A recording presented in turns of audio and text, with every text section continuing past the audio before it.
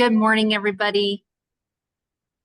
All right, I see some people starting to roll in. It's great to see you all. It's another beautiful day in Albuquerque, New Mexico. Glad to be joined by some really great and expert investor panel today. So this is the Hyperspace Challenge webinar series. And what we do is we try to bridge the gap between industry, academia, and the government. We are supported by the Air Force Research Lab and CNM Ingenuity. And this webinar series is a way for us to connect with people who are early stage, want to work with the government, want to do things in technology. So trying to answer those questions that we come across daily with experts and bring them to you in this show. So great to have you all here. My name is Kelly Stafford. I'm the Senior Program Manager, and I'm going to hand it over to Ben Strozer, who is with CNM Ingenuity Venture Fund.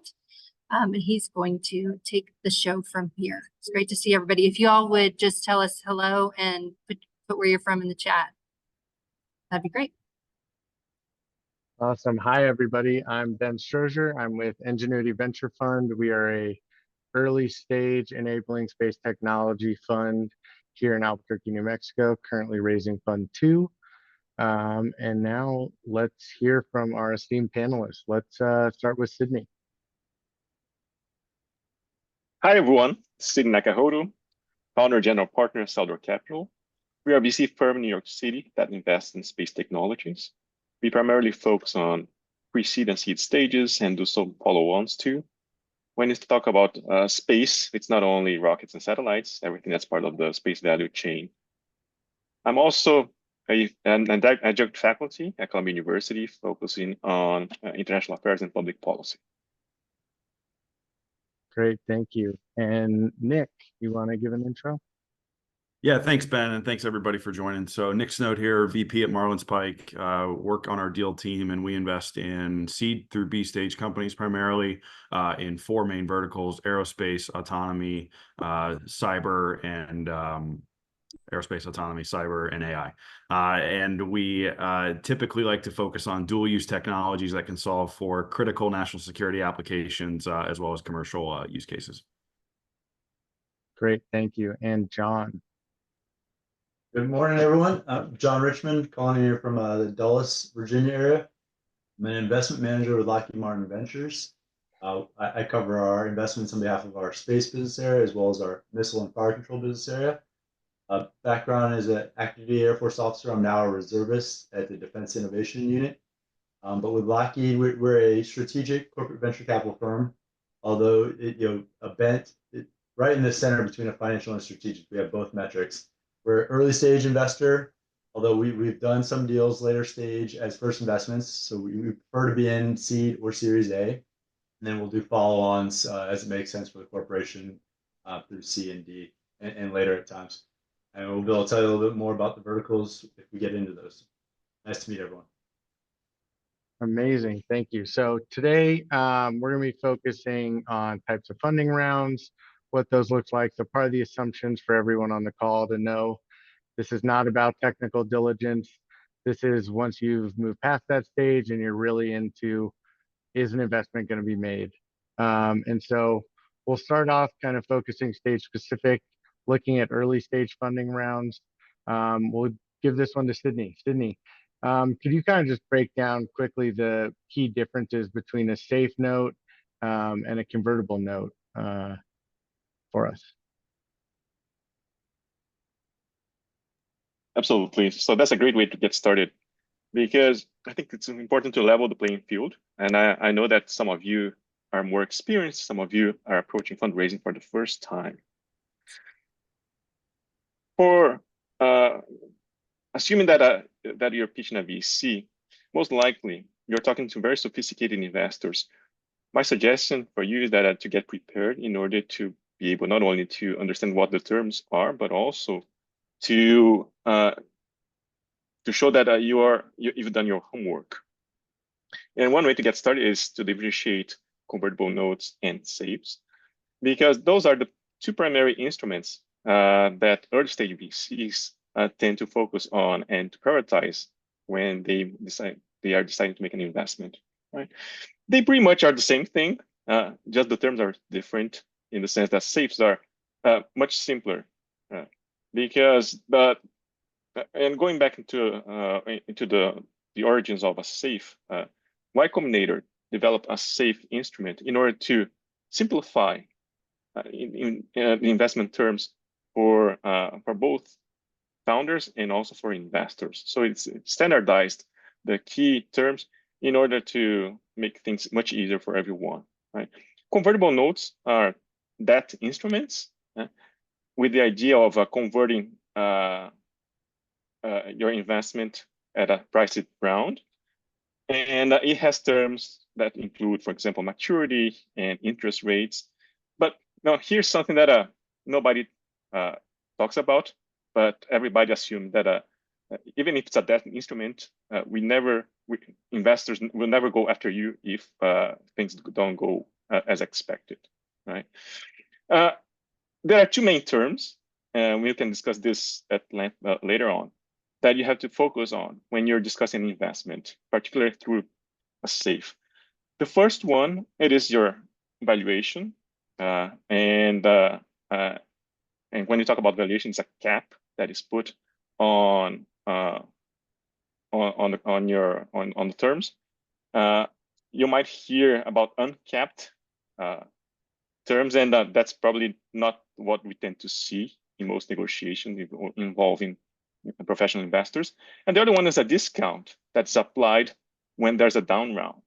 Okay, so again, there are two main terms that you should be focusing on. The first one is on the valuation cap, and the other one is on a discount that is applied when you get to a priced round. Great, thank you. And so, when a founder is looking and considering a safe note or a convertible note, is there anything that you would use to help them maybe decide which instrument is appropriate for them to use? Absolutely. And traditionally, convertible notes had used to be preferred on the East Coast and safes on West Coast. Nowadays, I would say that safes are much more popular everywhere, right? And primarily because there's a standardized approach. So everybody knows safes, and you don't have to discuss things that are not relevant at that stage, at the very early stage. Perfect. And so we'll move on a little bit to a little bit later stage. And Nick, I'm wondering, can you maybe walk us through maybe some key milestones that you look for in a space startup to kind of help you determine the investment structure? Yeah, no, and I would agree, especially at the earlier stages, you tend to see safes. They're much simpler, easier to execute. And ultimately, when you're getting in at seed and even pre-seed, like you're still very much at the idea and product formulation stage. I think as you move towards bridge rounds, oftentimes you'll see between like a seed or a series A, between seed and series A, or between series A and B, you start to see some of those convertible note structures take more precedence. And really, I think a lot of that is derived from, ideally at that point, the business is generating some cash from contracts. And so you can, as an investor, start to secure some of that downside protection on your investment because known cash flow is coming in. So the big milestones I would say that we look for, particularly as you get towards series A and B, and space is hard. So you may not have like a set recurring revenue product, but ideally, you have in the government world, advanced probably to like phase 2 and can map specifically to phase 3 type of funding. And you have set customer contracts and relationships built that you can then use to leverage in the out years, that we can see bigger contract vehicles coming into place and ultimately reaching scale that's going to drive a venture return that we want to see. Gotcha. And John, I mean, with Lockheed kind of playing in that seed and series A area, are there any milestones for you all that stand out? Yeah. with space, it's a little bit different than some of the other lines of business we invest in. We understand that space deals are probably going to have are often going to have a longer maturity and may need more capital, especially if it's a hardware deal. So we're looking for a prototype, a proof of concept or prototype at a seed. And then we're looking for an initial beta that can be sold in the market at an A. Like Nick said, we'd expect there to be revenue at the Series A. It can be pre-revenue prior, but they should at least in non-dilutive form. If not, ideally it's commercial. By B, you should have commercial revenue for sure for a space company. Other milestones, you've built out your core team. So you've got your engineering team built out in A, and you're hiring for some of those key engineering management and some of the other corporate positions in A. Whereas as a pre-seed or C, you may be sole founder or a couple founders that hired your first engineering hire. In A, you've got a team. So those would be some of the main ones. I agree that, yeah, phase 2 SBIR and A is probably about the right level of maturity. At a B, you should be competing for a phase 3 or looking towards a strat-fi, a larger non-dilutive or equity. Sorry, not a commercial contract by B. Those would be the main. Yeah, and I'm happy to jump back in, John. I think that's really important. I think a big thing we like to see, especially at Series A or as a part of the use of proceeds for a Series A, is starting to build out that go-to-market team and mechanism. And a lot of times in our sector, it's, again, heavily geared towards the government. But having a strong team that can go out, identify relationships within the different agencies, or map to different commercial buyers if you're selling like Earth observation data for oil and gas or for agriculture or whatever it is. We want to see that there's a solid playbook being put in place that is going to lead to John's point, the larger contract vehicles coming in Series B and beyond. Great. So it sounds like, I mean, we've got, once you've got revenues, contracts in place, you've got that team pretty well defined with a roadmap ahead of you. That's when companies really need to be getting away from safes, convertible notes, and starting to get into those price rounds. Is that accurate? Yeah, absolutely. And if I can comment on that, government contracts used to be seen as in a not so positive way a few years ago, right? Because there was the perception that you might be too dependent on just one specific type of funding. Nowadays, it's almost key, especially in the space sector, for you to establish some kind of relationship with the government. And the main reason is also because the government has changed the way that it's working with private companies. There has been this emphasis on commercial use. And also there's a roadmap in place where, let's say that SBR phase 1, phase 2, you get 100K, $1 million. By the time you get to fifth iteration of that path, like you're talking about $1 billion contract, right? So I think it's very important, especially for the very early stage companies that are here with us today, that focusing on SBIRs and government contracts at the very early stage not only creates this revenue path, but also helps you develop the relationships that will be very helpful in the long run too. Yeah, that's great. John, I think, Lockheed, I believe is typically a follow-on investor. Can you walk us through a little bit of how you think through the investment terms that you see from the lead investor, and kind of how that changes between your seed and your Series A deals? Sure. So yeah, we're a follow-on investor typically as our initial check-in. We'll sometimes lead follow-on rounds when it's highly strategic to the portfolio. We do that for a few reasons. Probably important I start there. As a strategic VC and as a defense prime, it's not a great signal to the rest of the investment community if we're leading the round. It may look like we're the eventual acquirer, and if we're the acquirer at the multiples that we trade at, that's probably not that attractive to some VCs. So that's one of the reasons. The other reason is we don't take board director seats anymore. We take board observer seats. We try and definitely limit some of the liability of the corporation, and we do that way. There's liability that comes with being a board director. So we want to be a strategic partner and a customer, but we don't want to inhibit the company's ability to fundraise. So that's why. So the difference is, so what we're looking for, so as a follow-on, we're taking the lead's term sheet and we get rare opportunities to modify it. We appreciate when we do have the opportunity. So we'll do our own independent financial valuation and make sure it's roughly within the ballpark. We're significantly less concerned with the valuation than a financial VC would be, because we're concerned with the strategic value that we get out of the deal. So we're a little bit more flexible, but it needs to be reasonable. So we take into account the valuation. The terms that we care about are largely our ability to do business with the company. So we can't be viewed as a competitor. We can't have our contracts with that company or our engagements with them inhibited by changes to the documents in the future. So there's some protective provisions in investor rights agreement and a voting agreement that would mitigate changes that are out of our control that would impact our ability to do business with the company. So that's what we're looking for primarily on the term sheet. Great. And Sydney, I mean, in your experience, have there been, when you're following onto a deal, what do you think through when you're looking at those terms coming from a lead? Yeah, no, and we are totally fine with following, because quite often, especially for smaller funds like ourselves, right, we don't have the ability to set the terms, right? But what we can do is to bring on board, based on our due diligence in our network, larger investors. So what we keep in mind is like, how can we be strategic and resourceful the companies that we bring on board, right? It's not only about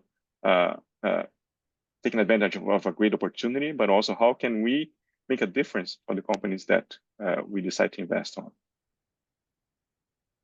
Great. And Nick, I think, I mean, Marlin Spike traditionally will lead rounds. Is that correct?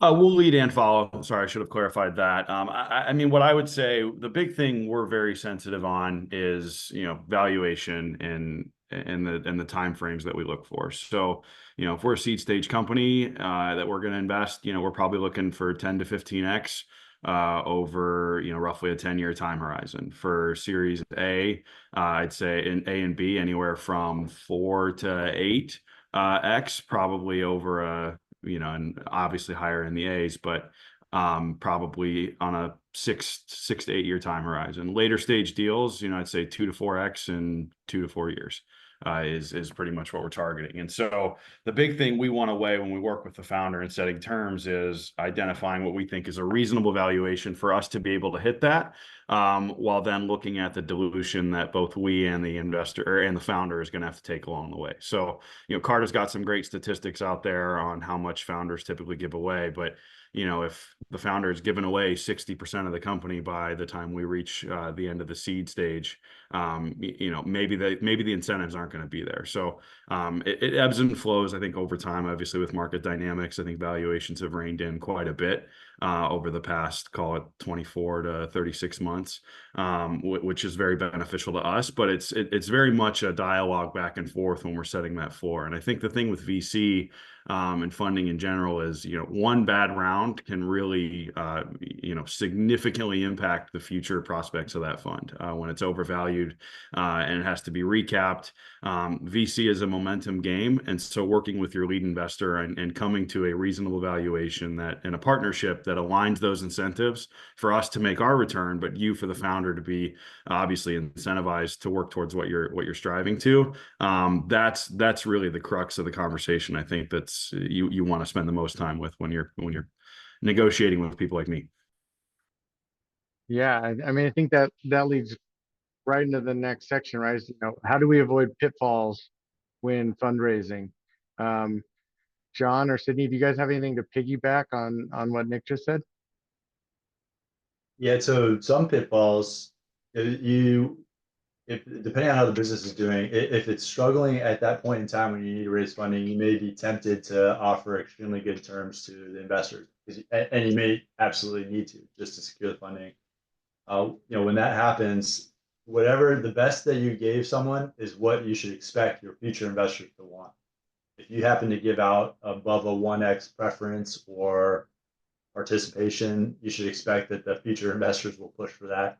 So I guess the message is rein in what the terms that you're giving and to give yourself the ability to not have to offer that in the future. That'd be a pitfall. I would second if you give away too much of the company too early, you and your employees will have less of an incentive. It will be difficult for you to hire.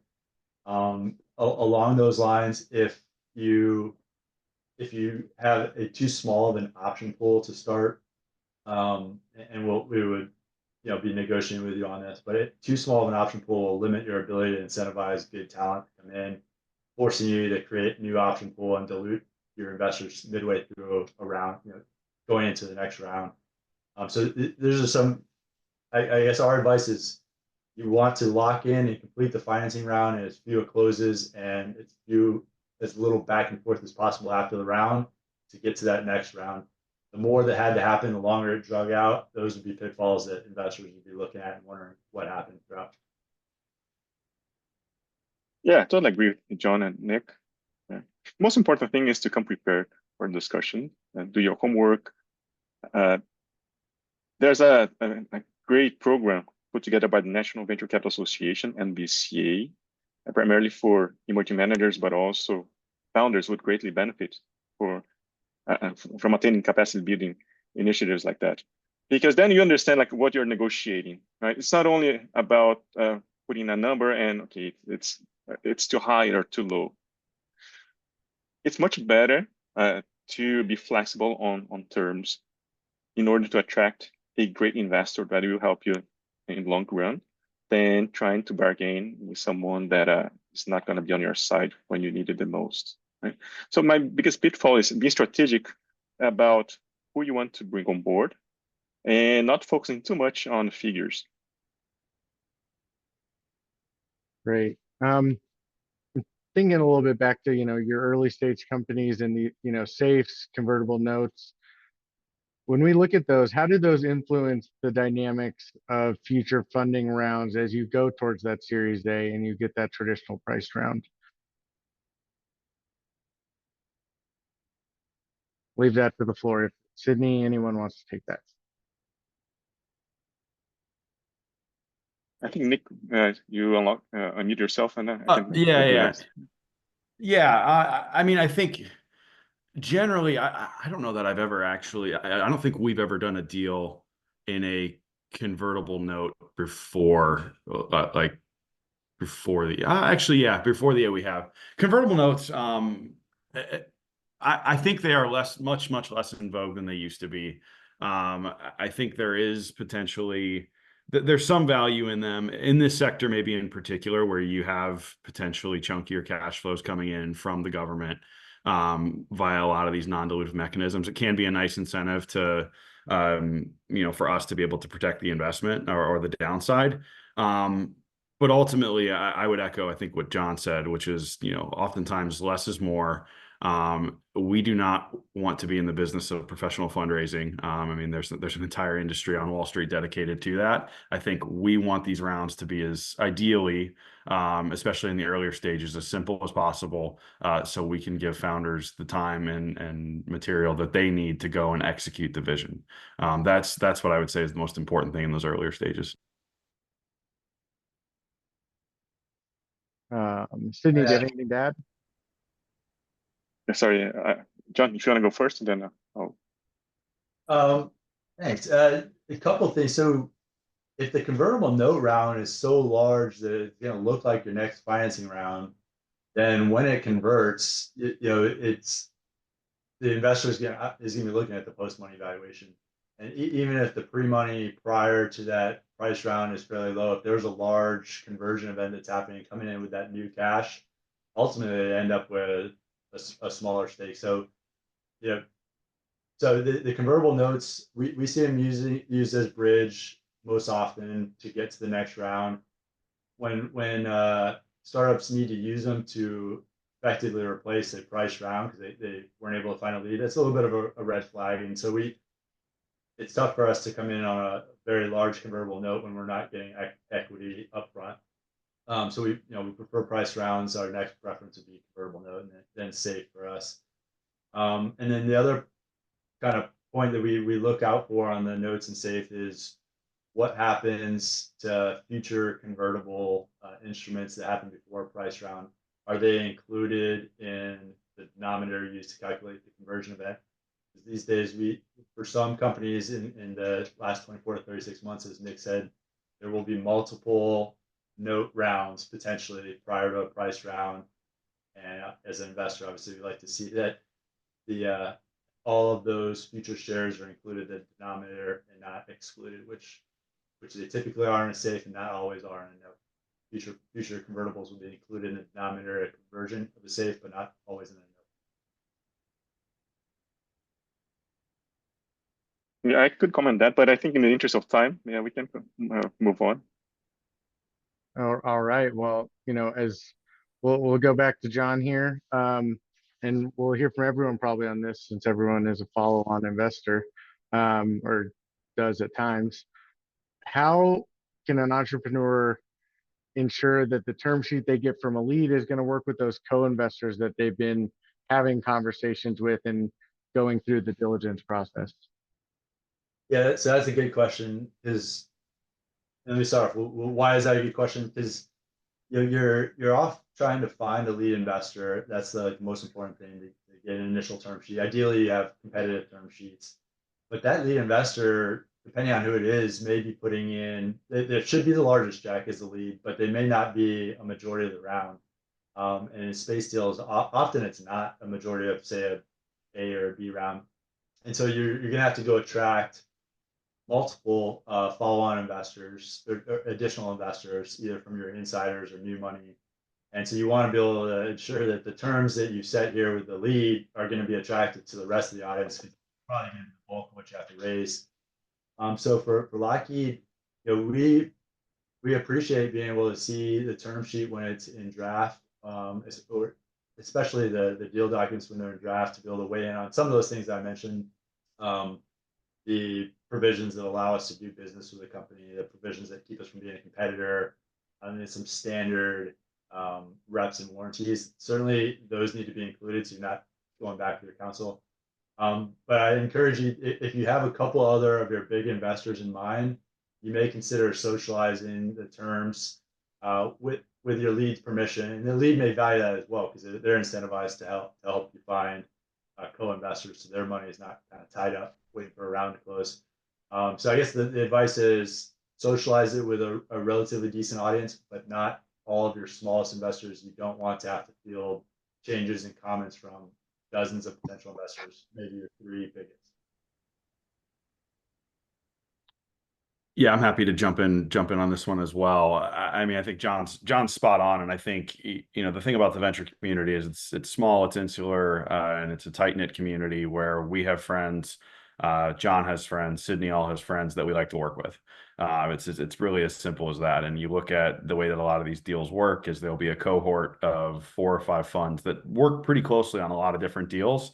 And so, if I've aligned on incentives with a founder, and again, back to those conversations around things like valuations and caps and discounts and things like that. If we're all aligned, it's in my best interest to go and get this thing done.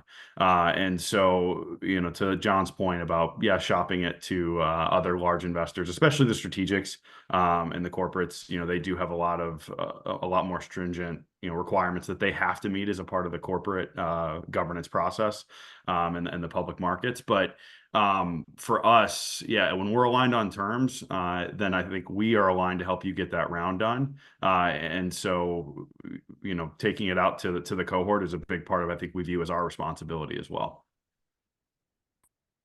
Yeah, and just to add to John's and Nick's comments, it's important to socialize the drafts, because you keep building momentum. And the biggest driver that will help you convert potential investments, it is FOMO. Right? So, and typically that's what we see when rain pours. So everybody's waiting until the last minute. When you start converting those investments, then that's typically people will follow this herd behavior.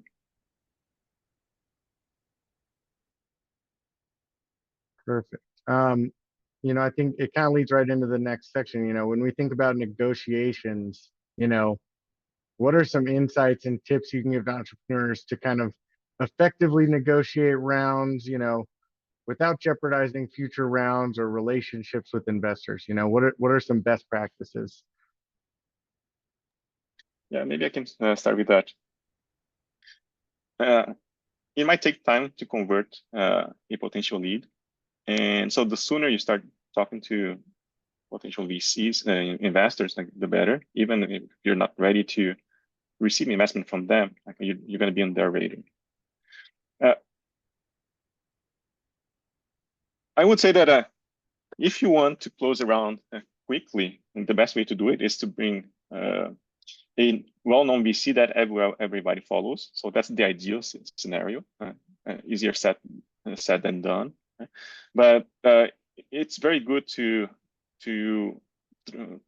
activate your network, to at least keep them on the loop.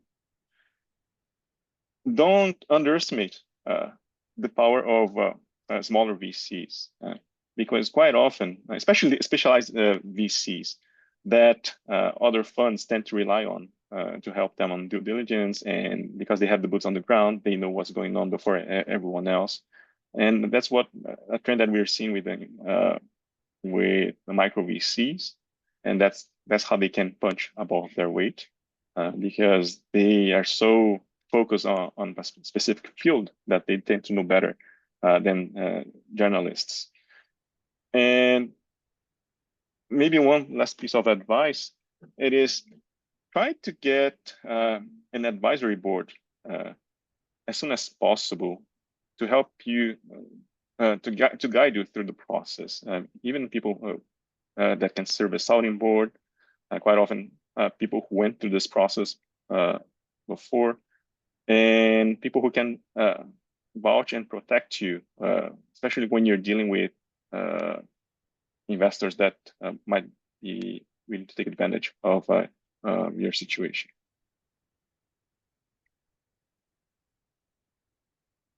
Yeah, I'm happy to jump in on that.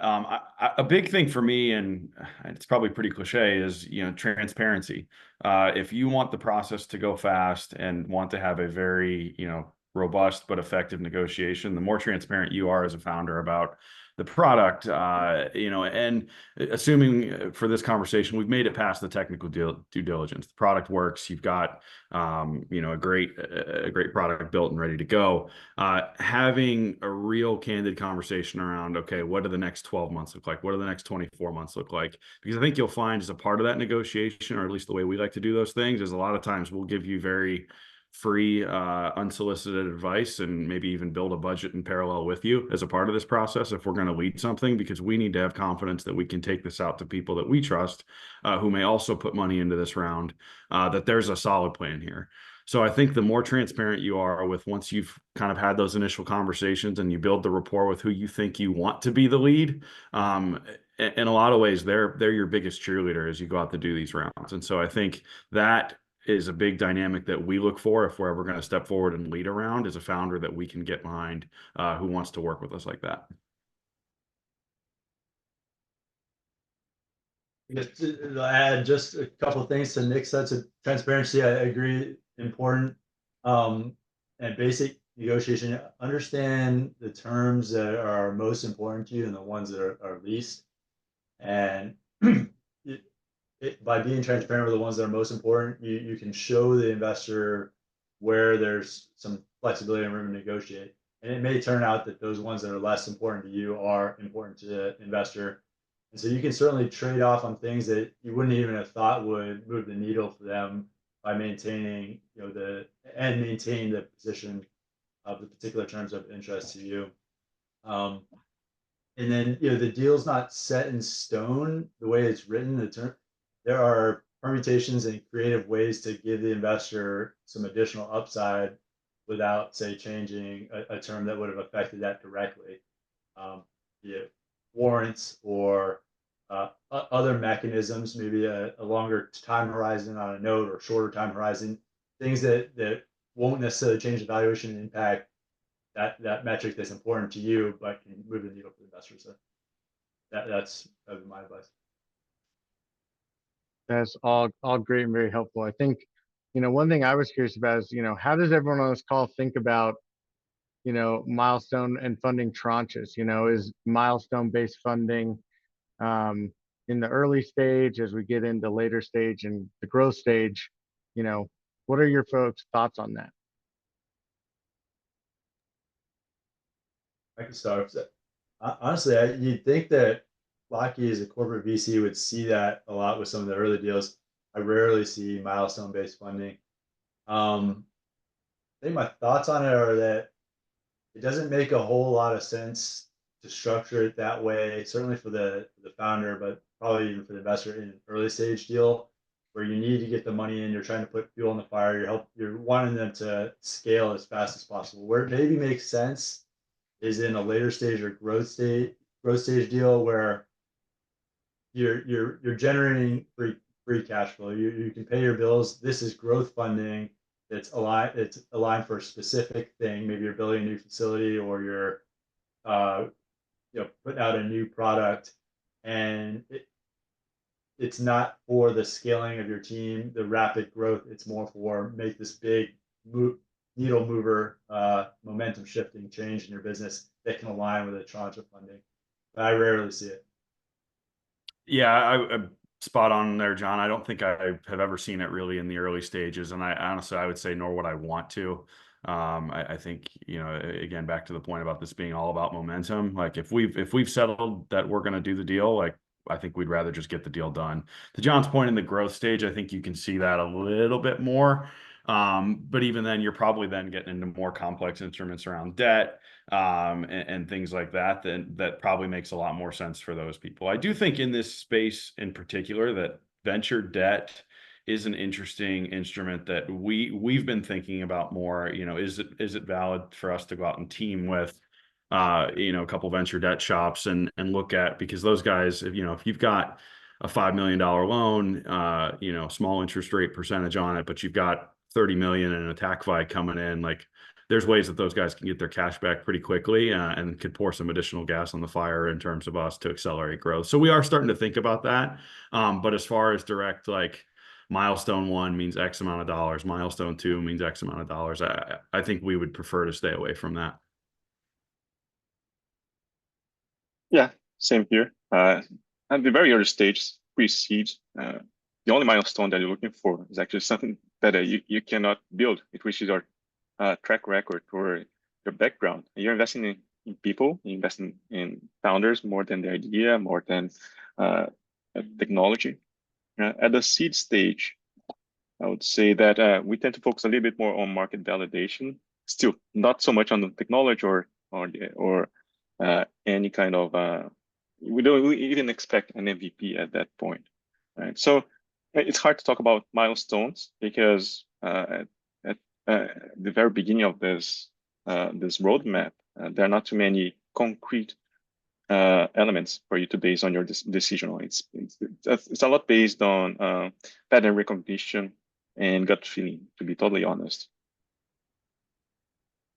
Yeah, I think so. Before we switch over to kind of the question and answers phase, I wanted to give you, Sydney, a chance to maybe highlight a portfolio company that really just did a great job from the early fundraising stages and really helped them gain momentum through the process. Absolutely. By the way, I see some of the founders of our portfolio companies here in this call. Great to see you guys. One example that I'm going to mention is a company called Semvita. They are based in Houston, and I met them when they were pitching in at the SpaceCom, space event in Houston. The idea that they were promoting was the ability to produce food on Mars, right? And you can think about how you're going to come up with a commercial approach based on that goal. But the point is that eventually they figure out that technology that will enable us to produce food on Mars are also helping us decarbonize, have heavy industries on Earth. I think the turning point for them, and I've been an advisor since the beginning, was to secure strategic investor. So I think that sounds like a music to John's ears, I imagine. But and more than the check that the strategic provided was the support and the assistance that this strategic did to fine tune and refine their commercial approach and identify a very specific market for them to scale, right? And from that point, once you identified a very concrete and tangible market for you to tackle, that things skyrocketed literally, right? So I think the most important lesson that we all learned in this process was to bring on board key partners. And sometimes what you're looking for is not necessarily a big name that will attract other investors. You're looking for someone who will open doors and help you set the stage for the long run. So this company, just to give some numbers, to date, they've been around for 7 years. They raised 77 million. They already have 2 spin-offs, and then now they are going through their Series C and raising another 100. Wow, that's a very impressive feat, and congratulations on that one. Looking at the question and answers that have been submitted, one that pops out to me is talking about setting initial pre-seed, pre-revenue valuations. Andrew says it seems like an art and a negotiation more than a science. Any insights that you guys can provide on that kind of initial valuation would be incredibly insightful.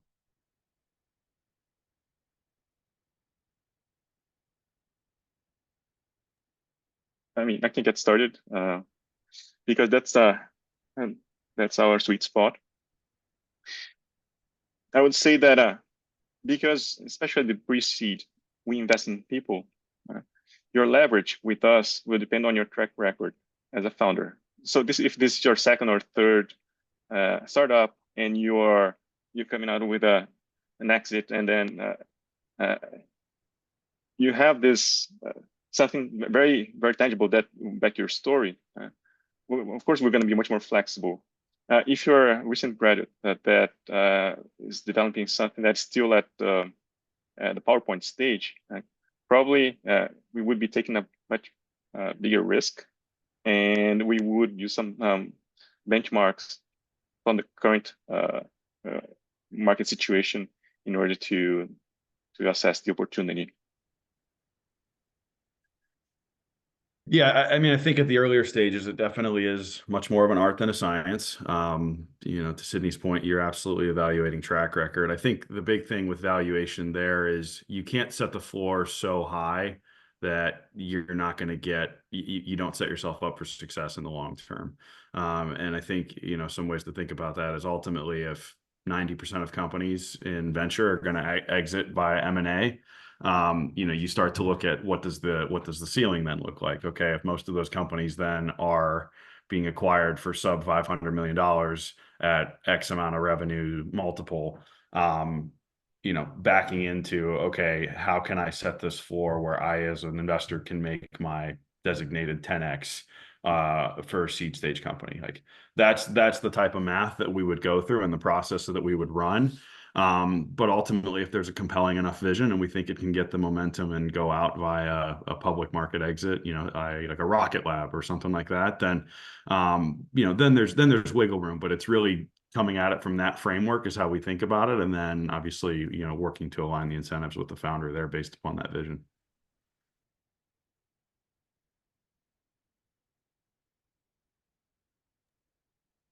Don't know that I have a lot to add there because I don't value pre-stage and seed companies. It's a follow-on. We're taking the value.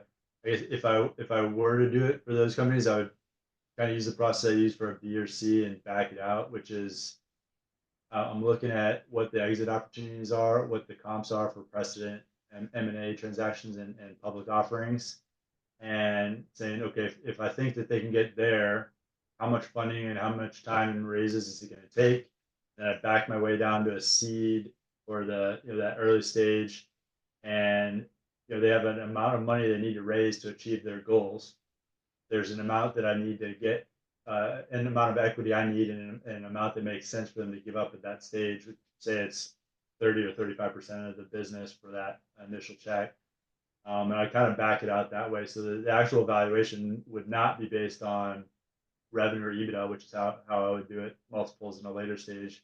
It would be based on the amount of money they need, how much they give away, and then what it's going to take in the future to get to what I think they can exit for. Perfect. Thank you, guys. And so next question we got was, how can a founder in a pre-seed stage plan for an early stage funding, seed A, around 2 years or less, achieve a good learning curve, and to learn balance between incentivizing employees and investors post-money valuation before they have a solid understanding of seed and B and C rounds?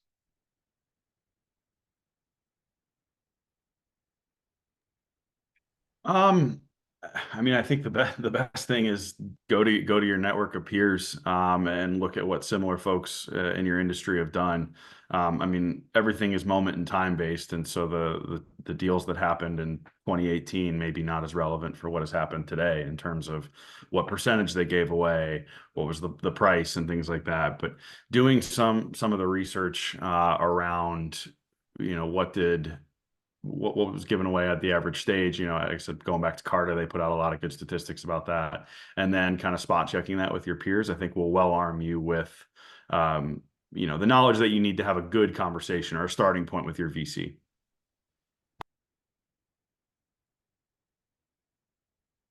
Yeah, I agree with Nick. Peer learning is a very powerful way of preparing yourself. And that's why incubators and accelerators play a big role in educating, also bringing mentors that can help you and connect you with VCs that you can, with whom you can talk to. I mentioned the importance of advisors at the very early stage, and definitely this is one of the key things where advisors that have experience in the with investments can help you with. And the sooner you start this, of course, the better. Also, the idea of failing fast and failing often, right? So you should be doing this, especially the very early stage, doing this as much as possible, because eventually you're gonna master it, but it might take some time. Jump over to another question, unless you've got anything you want to add there, John. All right. Kind of piggybacking on your comments, any advisors, how should companies think about advisors, who to bring on, and, evaluating what is value what brings value both to the investor and the company, right? How do you balance that? It's not just the name, it's tangible. How should they think about advisors and who they bring on? So the value advisors depends on each stage, right? Some advisors, they are more helpful at the very early stage. Some advisors will help you down the road when you get to growth stage. So it really depends on the needs that you currently have. How to find the best advisors? Word of mouth for sure. Definitely helps. Some people tend to go for big names.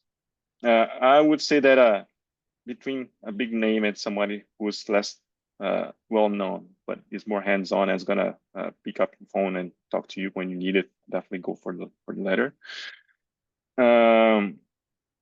Really trying to come up with an advisory board with complementary skills, right? So you might need help on fundraising side, you might help on the technology.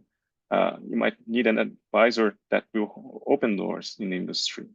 And it's interesting that sometimes even cold calls tend to work if you've done your homework and you catch someone's attention.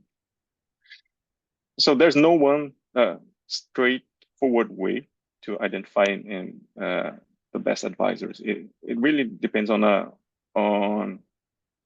figuring out like what your needs are at the moment, and keeping in mind that your advisory board will change over time, and so maybe some advisors that you bring on board earlier, they might not be as helpful in the beginning, but they will play a very important role down the road. Yeah, definitely agree there. I think the biggest thing I would recommend for founders specifically is, whether it's a paid service or self-introspection, but somehow do an assessment of what are you good at, what are you not good at, where do you need the biggest help with the people, and then do the same thing with the founders that you have. And I think some accelerators do this as a part of their program, but that should hopefully help identify, your biggest gaps, and then you can go out and help find advisors to help you with that respective capability, whether it be fundraising, whether it be, hey, we've reached Series A, and now people are buying our product, but I've never actually scaled manufacturing processes before. Okay, now I need to go out and fill that gap. So it will change and evolve over time, but ultimately having a solid foundation of what are we good at, where are we short, can help you kind of hone in on what you need. And then ultimately then to the point around, do you go and find a big name, or do you find, someone with good experience, maybe an up and coming company to fill that gap? That's a, internal debate, but the big thing to balance there is how do you incentivize those people? And so we often see options granted. And I think sometimes I'm more excited when I see a founder find a young up and comer, and give them maybe more incentive than, somebody who has, we'll call it 30 years of industry experience, but may not be devoting nearly the time, effort, and energy into the project as, that young up and comer who's got 15, and is going to be more incentivized to give their time as well. Maybe the only thing I would add, because I agree, it's very much matching the needs at the time to the skill set that you're looking for. And one of the other things you may be looking for is a balance of people that will be cheerleaders for you and people that will be devil's advocate. You don't want an advisory committee of people that are saying, "Oh, you're doing a great job. Everything's perfect." You need some of those folks on there that are definitely point out the flaws, that point out the risks, that are pushing you to be better. So you need both, because you want to be able to get both sides of the argument there. But that's in addition to matching the need with the advisor. And I can may add a couple of thoughts here. The best advisors that are the ones that with whom you develop an organic relationship, and that relationship grows over time, and eventually you find ways to reward them for their support. Stay away from anyone who starts a conversation asking about equity or compensation. It's those tend to be more on transactional side, and the relationship tends not to be developed in a positive way based on my experience. Yeah, that's great. And so final question here from Eugene. Their ecosystem works to connect challenges and solutions to identify new cross-science, cross-industry applications for existing solutions. One of the challenges they're trying to resolve is with new innovations when the federal government has interest, how to develop that while waiting for funding for the government. Do you guys see this as a place where VC would be able to step in and be that 18-month bridge? Or should they be looking elsewhere for other non-dilutive funding?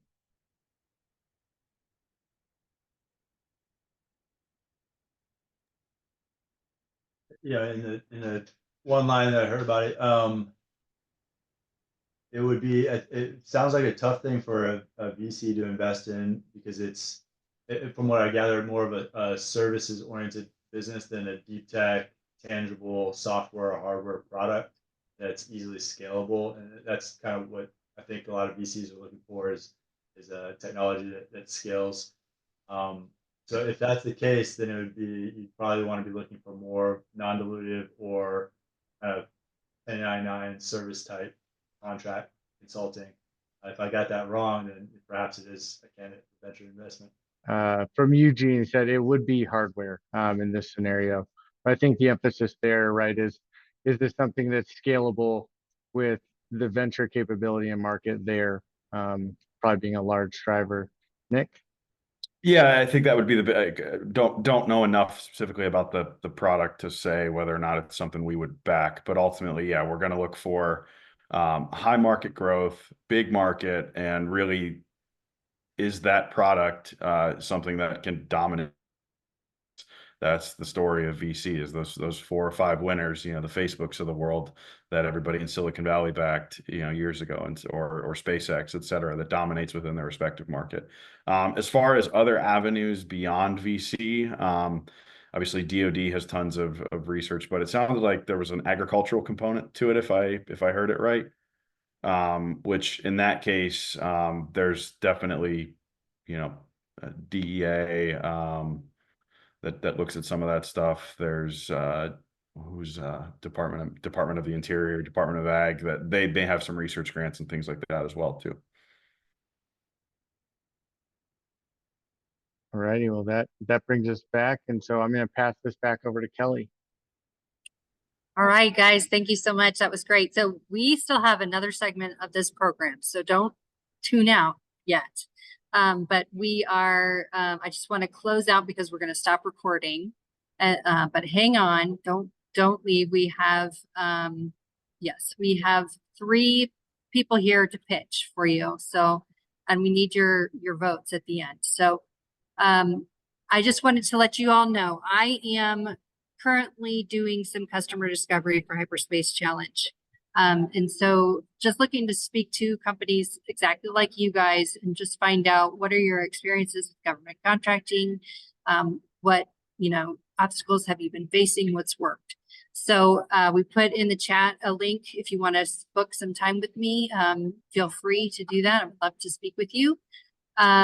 We also have, this program was full of information that I know that you guys are going to want to go back and listen to or share with your friends or whatever you need to do. It is going to be on YouTube.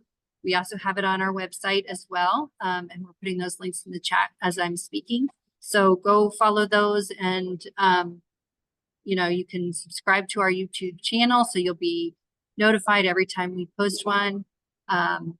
It'd just be great to have you guys as people, as followers on our YouTube channel. So with that, we're going to turn this over. We're going to have the 3 pitches. They're going to give 5 minutes each, and then we'll have 2 minutes in between for a little bit of Q, not necessarily A, but we'll just ask, the panelists what questions and things that they would want to know more about. But we won't get the answers. We won't have time for answers for those. And then at the end, we're going to pull up our poll. You guys are going to have the opportunity to choose which one you think was the most compelling. So, oh, and you're having a problem with the scheduling link. So I will fix that and we'll put it in the chat here after we stop recording. But with that, go ahead and turn off recording. And Ben, you are going to take it away from here.